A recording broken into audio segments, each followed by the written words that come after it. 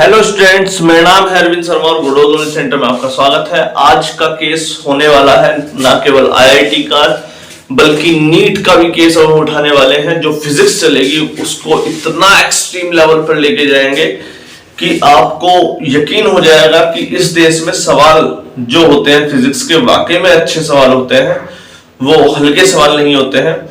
तो हम units and measurement chapter की शुभारंभ तो हो चुका है। वो अभी तक हमने एनसीईआरटी वाला पार्ट पढ़ाया था। अभी पहले एनसीईआरटी वाला कॉन्सेप्ट खत्म कर लेंगे। एनसीईआरटी के जितने भी हमें 10, 20, 50 सवाल करने हैं वो कर लेंगे। फिर हम नीट पर और आईआईटी पर आए हुए केसेस करेंगे यूनिट्स एंड मेजरमेंट चैप्टर के। आईआईटी में ये एडवांस में नहीं आता है, सिर्फ आईआईटी जेईई मेंस का पार्ट है और नीट का ये पार्ट है, दोनों का पार्ट है। इसमें जो केसेस बनने वाले हैं यूनिट्स एंड मेजरमेंट के, सबसे टफ केस हम आज तक के इस वीडियो में नहीं कराएंगे, लेकिन इसके बाई पार्ट कर दिया करेंगे। लगभग 30-40 पार्ट जो भी संभवतः हो पाएगा, मिनिमम उतनी संख्या में हम पार्ट बनाएंगे और किसी चैप्टर को पूरी तरीके से डिस्क्राइब करेंगे। डिस्क्राइब करने का सेंस का मतलब यह है कि उसमें जितने सवाल आज तक आए हैं और जितने आ सकते हैं और उसका एक्सट्रीम लेवल जो हो सकता है वो हम जरूर कोशिश करेंगे करवा पाएंगे। ठीक, स्टार्टिंग करते हैं। आज जो टॉपिक है वो है check the dimension consistency. Topic क्या है? Check the dimension consistency. Dimension की कंसिस्टेंसी को चेक करना है। डायमेंशन की कंसिस्टेंसी का मतलब होता है कि वेरिफिकेशन करना है कि क्या लेफ्ट साइड की और राइट साइड की डायमेंशन इक्वल है। डायमेंशन कंसिस्टेंसी ये वाली टर्म आपके सीबीएसई बोर्ड में तो है ही क्लास 11th में, एज वेल एज ये आईआईटी और नीट का हिस्सा भी है। चलिए चेक कर लेते हैं इसमें क्या करना होता है। अगर कोई क्वांटिटी दी है और उसका एक फॉर्मूला दिया हुआ है, जो भी उसका दिया हुआ हो, जैसे F बराबर फॉर्मूला होता है मास में mLT-2, कुछ इस प्रकार से फॉर्मूला निकल करके आता है। इन दोनों में एक रिलेशन होता है, तो इस रिलेशन पर ना जाकर के हम जो भी फॉर्मूला दिया होगा उसके लेफ्ट साइड वाले की डायमेंशन, लेफ्ट हैंड साइड वाले की डायमेंशन जो होगी और जो राइट साइड वाले की डायमेंशन होगी वो दोनों इक्वेट करेंगे। बस क्या करना है? इक्वेट करना है, और इक्वेट करने से आपकी डायमेंशन कंसिस्टेंसी वाला केस समाप्त हो जाएगा। ठीक, इसमें और क्या चीज अच्छी बात है कि लेफ्ट साइड और राइट साइड वाला ही इक्वल नहीं होता है। अगर कोई दो डायमेंशन जोड़ी या घटाई जाती हैं तो वो दोनों इक्वल ही होती हैं। आप जानते हो 3 में 3 ही जोड़ा जाता है, 3 और 3 6। अगर मैंने बोला बेटा 3 में 4x जोड़ के दिखा, 3 में 4x नहीं जोड़ा जाता है, 3 में 4x जोड़ा ही नहीं जा सकता है, वो 3 + 4x आपको अलग से लिखना पड़ेगा। इसका मतलब कोई टर्म अगर जुड़ रही है और घट रही है तो उन दोनों केसेस में भी उन दोनों की डायमेंशन इक्वल हो जाएंगी। इस पर एक सवाल करूंगा मैं अभी तुरंत के तुरंत ही। सवाल है आपका वंडर वाल इक्वेशन का। वंडर वाल इक्वेशन क्या कहती है? P + A/V² V - B = RT। ये वंडर वाल की इक्वेशन है और आपसे पूछा गया इस केस में कि A और B की मुझे डायमेंशन बता दो। सवाल क्या है कि find out the dimension of A and B। Wonder वाल की इक्वेशन, हालांकि ये आपने लीनियर इक्वेशन, जो लीनियर इक्वेशन मेरे दिमाग में वैसे आ गई, जो गैस की इक्वेशन होती है वो वाली इक्वेशन की बात मैं करता हूं। PV = nRT, ये बिल्कुल उसी का केस है, उसी का हूबहू केस है, थोड़ा सा अपडेटेड फॉर्म है। वंडर वाल ने ये बताया था कि प्रेशर में थोड़ा सा इंक्रीमेंट हो रहा है और वॉल्यूम में थोड़ा सा डिक्रीज कर रहा है, कुछ कारणों से, उसके मॉलिक्यूल्स के कारणों की वजह से उसने ऐसा बताया। लेकिन आज हमारा टॉपिक वंडर वाल की इक्वेशन को डिस्क्राइब करना नहीं, इसकी डायमेंशन पर चर्चा करना है। अब ये बताओ B की डायमेंशन क्या होगी? बताओ। आपने सीधे सीधे डायमेंशन तो कोई बता सकता है कि वॉल्यूम की डायमेंशन कितनी होगी, L3, वेलोसिटी की डायमेंशन कितनी होगी, mass per unit volume T-1। B की डायमेंशन क्या होगी? तो ऐसे केसेस को ध्यान में रखने के लिए मैंने अभी भी एक लाइन बताई थी, डायमेंशन जिसकी जोड़ी जा रही है और जिसकी घटाई जा रही है, जो दो टर्म जोड़ी या घटाई जाती हैं उनकी डायमेंशन हमेशा इक्वल होती है। इट मेक्स ए सेंस कि जो B की डायमेंशन है वो V की डायमेंशन के इक्वल आ गया। और वॉल्यूम की डायमेंशन क्या होती है? लेंथ, ब्रेथ और हाइट, यानी कि L यानी कि L की पावर 3 ये इसकी डायमेंशन निकल करके आ रही है। क्लियर है? बी की डायमेंशन बहुत आसानी से क्लियर होगी आपको। ए की डायमेंशन आप निकाल लीजिए जरा। पी की जो डायमेंशन होगी वो a अपॉन वी के स्क्वायर के डायमेंशन के इक्वल आ जाएगी। अगर a की डायमेंशन आपको निकालनी है तो a की डायमेंशन आ गई p इंटू वी के स्क्वायर।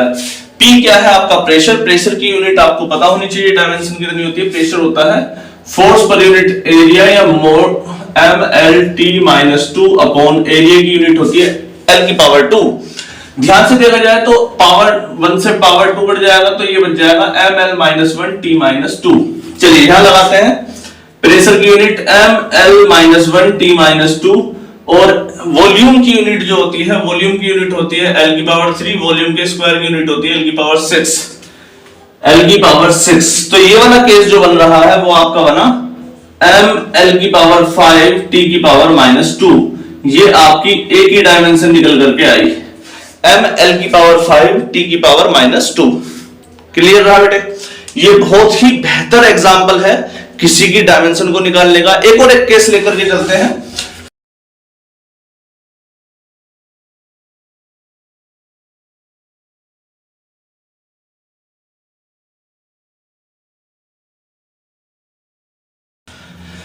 केस लेते हैं check the dimensional correction of torque equals to I alpha. Torque equals to I alpha. Torque क्या है, टॉर्क की वैल्यू क्या है, टॉर्क होता क्या है, इसका फॉर्मूला क्या होता है। टॉर्क होता है फोर्स इनटू डिस्प्लेसमेंट या डिस्टेंस। एक्चुअल में अगर इसकी डायमेंशन की बात करूं तो फोर्स की डायमेंशन होती है mlt-2 और डिस्टेंस की डायमेंशन होती है l। तो x की एक्चुअल डायमेंशन बनी ml2t-2। क्लियर है बेटे? I क्या होता है? I होता है आपका मोमेंट ऑफ इनर्शिया।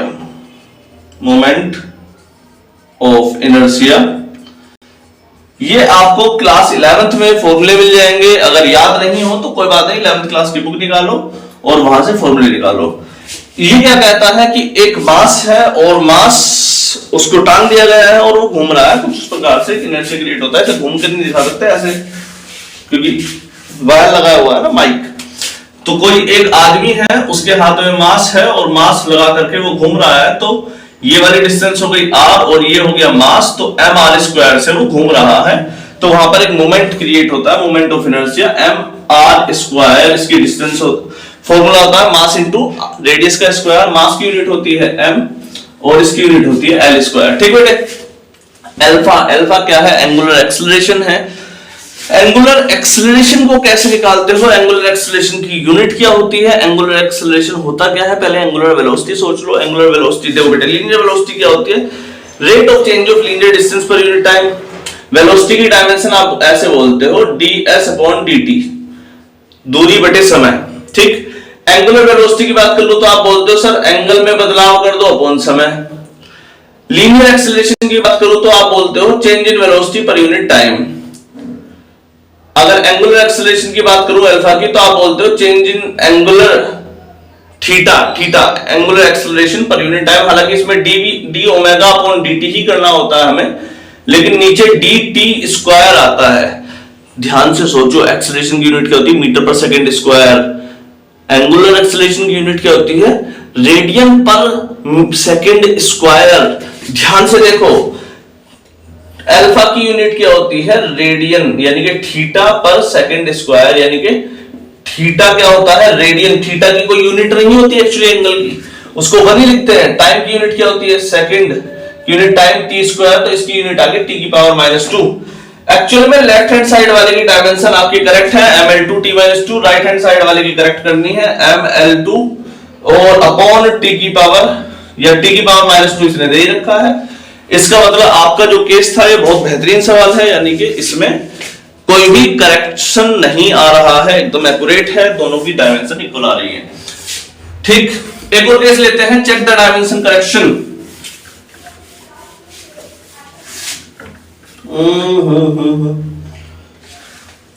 थोड़ा इजी केस लेते हैं, E=mc² वाला। E=mc²। आइंस्टीन की इक्वेशन EINST, EIN शायद फॉर्मूला उनका नाम यही होगा, आइंस्टीन इक्वेशन। आइंस्टीन इक्वेशन होती है इक्वल्स टू mc स्क्वायर। इसमें डायमेंशन करेक्शन चेक करना है, इसका मतलब लेफ्ट हैंड साइड और राइट हैंड साइड की डायमेंशन आपको ठीक करनी है। तो क्या कर सकते हैं हम, ई एनर्जी की यूनिट होती है फोर्स इनटू डिस्टेंस यानी कि वर्क डन, यानी कि उसकी डायमेंशन हो गई mL2T-2। चलो अभी भी निकाली थी आपने एनर्जी की डायमेंशन ही, क्या निकाली थी, फोर्स इनटू डिस्प्लेसमेंट। फोर्स की यूनिट याद करेंगे mLT-2 इनटू L यानी कि mL2T-2। ये क्या आ गई इसकी डायमेंशन, किसकी, एनर्जी की। मास की डायमेंशन होती है m और c स्क्वायर वेलोसिटी। c क्या है, एक्चुअल में वेलोसिटी है। वेलोसिटी क्या होती है, डिस्प्लेसमेंट पर यूनिट टाइम, यानी कि इसकी डायमेंशन हो गई LT-1। और क्योंकि c की पावर 2 है यानी कि इसकी भी पावर 2 कर दो, L2T-2। इसको करेक्ट करना है, दोनों की सिर्फ यहां पर मल्टीप्लाई करके चेक कर लो। इसकी यूनिट आपने निकाल ली mL2T-2, अगर आप इसमें इसकी मल्टीप्लाई करोगे तो क्या mL2T-2 आ रहा है, बिल्कुल आ रहा है, यानी कि ऑप्शन में कोई गड़बड़ नहीं है। ठीक, सवाल एकदम करेक्ट है, इसमें कोई भी करेक्शन निकलता हुआ नहीं आ रहा है। अगले केस पर चलते हैं। ठीक,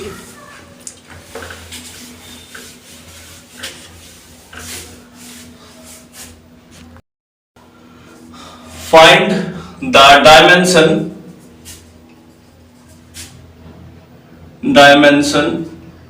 of a upon b if f equals to a root x plus b t square। ध्यान से देखो बेटा, f इक्वल्स टू f मतलब force equals to a root x plus B T square. ये वाला केस दे दिया है आपका। कैसे करोगे, हमने बताया था कि फोर्स की यूनिट लेफ्ट हैंड साइड में और राइट हैंड साइड में इक्वल होगी। इसके अलावा हमने इस केस में ये बताया कि दो टर्म जो जोड़ी जा रही हैं और दोनों टर्म जो घटाई जा रही हैं, उन दोनों के केस में उन दोनों की डायमेंशन भी इक्वल होंगी। इसका मतलब इसकी डायमेंशन इसके इक्वल है और इसी की डायमेंशन इन दोनों के इक्वल है, यानी कि इन दोनों की भी डायमेंशन इक्वल और इन दोनों की डायमेंशन इसके इक्वल। इसका मतलब फोर्स की डायमेंशन क्या है, mLT-2 equal to a root x की डायमेंशन। x क्या है, डिस्टेंस है, x की डायमेंशन लिख लो। x क्या है, l की पावर लेंथ की पावर कितनी चल रही है, 1/2। इसे इधर ले जाते हैं, mLT-2, l को इधर ले जाइए, mLT-2 अपॉन l की पावर 1/2। तो ये वाला केस बन गया ml की पावर 1/2 t की पावर -2। देखो बेटा, ये पावर 1 है, l की पावर 1 अपॉन l की पावर 1/2। अगर ध्यान से देखोगे तो l की पावर घट रही है, 1 माइनस 1/2 यानी कि l की पावर 1/2। ये केस आपके सामने बन करके आया। कैमरे में दिखाई नहीं दे रहा है, हम कहां भाग रहे हैं, ये दिख रहा है, ठीक है। l की पावर 1 अपॉन l की पावर 1/2, l की पावर 1 माइनस 1/2 और आप एलसीएम लेकर के सोल्व करोगे तो l की पावर 1/2। तो यहां पर एक यूनिट आ गई आपकी ml की पावर 1/2 और t की पावर -2। चलिए नेक्स्ट केस चलते हैं। फोर्स की यूनिट हमने बताया कि फोर्स की यूनिट किसके इक्वल है, bt स्क्वायर के इक्वल भी है। तो bt स्क्वायर रख देते हैं इस बार, b और t की power 2, mLT-2 equals to b t की पावर 2, b t की पावर 2। इसे इधर ले जाओ, b की डायमेंशन कितनी होगी, mLT-2 अपॉन t की पावर 2, यानी कि ये केस जो बना mLT की पावर -4, ये केस बना दूसरा b का। दोनों को निकाल लेते हैं, a अपॉन b। a की डायमेंशन कितनी है, m l की पावर 1/2 t की पावर -2 अपॉन mlt की पावर -4 mlt की पावर -4। m से m कट गया, l की पावर 1 ऊपर लेके जाते हैं, l की पावर 1/2 -1 और t की पावर -2 ऊपर गया तो ये प्लस का 4।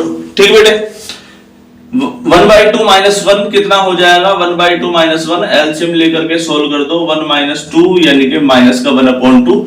तो l की पावर आ गई -1/2 और t की पावर आ गई 2। l की पावर -1/2 और t की पावर 2, ये केस जो बना है ये आपका a/b की डायमेंशन निकल करके आई है आपके सामने। क्लियर रहा, आई थिंक आपको समझ में आया हो। आगे बढ़ते हैं नेक्स्ट केस पर, इसे हटाते हैं।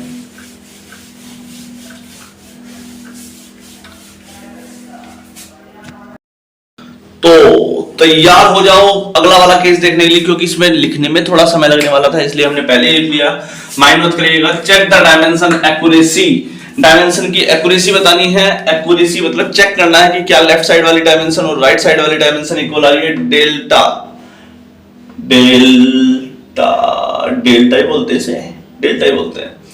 एम जी एल की cube upon 4bd cube Y. M है मास, जी है ग्रेविटेशनल एक्सेलरेशन, एल है लेंथ ऑफ द वायर, और डी है ब्रेथ, डी है डेप्थ, वाई है यंग मॉडुलस। इतने सारे केसेस आपके सामने निकल करके आ गए और आपको इसकी डायमेंशन एक्यूरेसी चेक करनी है। डी डिप्रेशन है। डिप्रेशन का मतलब लंबाई में बदलाव को बोलते हैं। एक्चुअल में डिफ्लेक्शन की इसकी डायमेंशन जो आने वाली है, लंबाई में बदलाव यानी कि लंबाई आने वाली है। तो क्या आपके राइट साइड वाले की डायमेंशन भी वही आने वाली है, ये सवाल है। हम m की यूनिट रख देते हैं, m मास, g ग्रेविटेशनल एक्सेलरेशन है। एक्सेलरेशन की यूनिट क्या होती है? lt-2 इंटू l की पावर 3 अपॉन 4 की कोई यूनिट नहीं होती है, इसको होल्ड कर लो, उसी जगह पर टिका दो, कोई दिक्कत नहीं है। b की यूनिट होती है लेंथ, क्योंकि b ब्रेथ दे रखा है। d जो हो जाएगा, d की क्यूब क्या हो जाएगी? dv आपकी डेप्थ है, डेप्थ की यूनिट क्या हो जाएगी? d की क्यूब। यंग मॉड्यूलस की डेफिनेशन शायद आपको पता हो। यंग मॉड्यूलस क्या होता है? वो होता है स्ट्रेस अपॉन स्ट्रेन। स्ट्रेन क्या होता है? एक वायर लिया, वायर को पकड़ करके खींच दिया, यहाँ पर छाता रखा हुआ है, खींच देते हैं।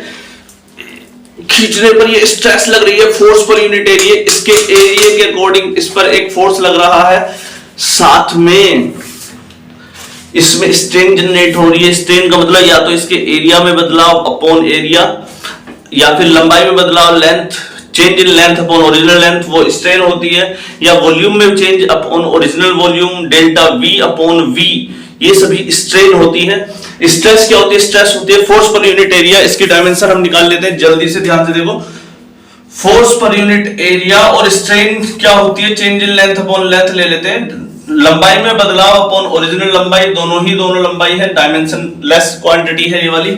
फोर्स की यूनिट क्या होती है? mlt-2 अपॉन l की पावर 2, ml-1t-2। ये केस बना आपका ml-1t-2। ठीक, इस पूरी की पूरी राइट हैंड साइड में जो डायमेंशन है उसकी वैल्यू आपने लिख ली है। अब आप देख लो क्या क्या कट रहा है। m से m कट रहा है, l की पावर 3 से l की पावर 3, l से l कट गया,